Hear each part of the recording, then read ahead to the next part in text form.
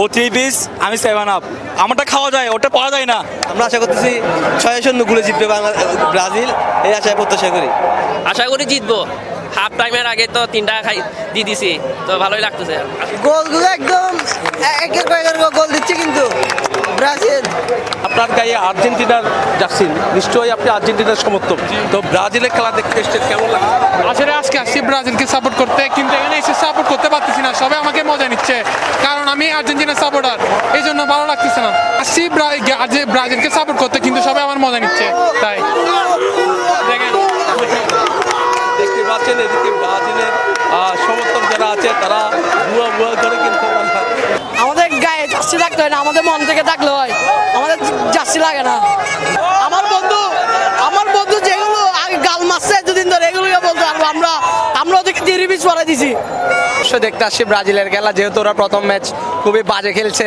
হ্যাঁ, এখন সেকেন্ড ম্যাচে ম্যাচ যদি ওরা হারতো তাহলে ওরা বাসায় চলে যেত, কিন্তু আমার বন্ধু অনেক কষ্ট পাইতো। বন্ধুকে সাপোর্ট করতে আসছি আজকে, বন্ধুর হয়ে মানে খেলা দেখতে আসছি। ওর না, আমাদের কষ্ট হওয়ার কোনো সুযোগ নাই ভাইয়া।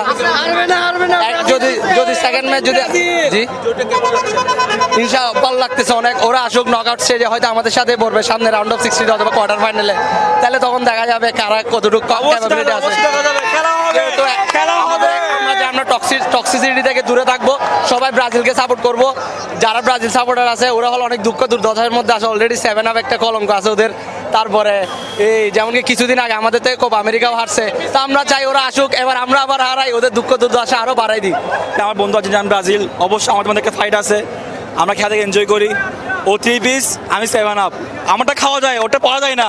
ও কিন্তু মেয়ে, আমি তো খাইতে পারবো, ওটা করতে পারবে না ভাই, এটা কথা। 3 পিস দেওয়া হয়েছিল তাদেরকেও কিন্তু 3 পিস আবার বুঝিয়ে দিয়েছে, কিন্তু সেমিফাইনালে বুঝাইছে।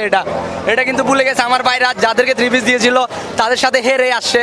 ওই টিম ওদেরকে হারাইছিল, ওদেরকে বাদ করছিল, এটা কিন্তু ভুলে গেছে। ওদের বদলা আমরা নিজি, কিন্তু দেখেন নাফরমান আমাদেরকে এটা দিয়ে খোটা দিচ্ছে।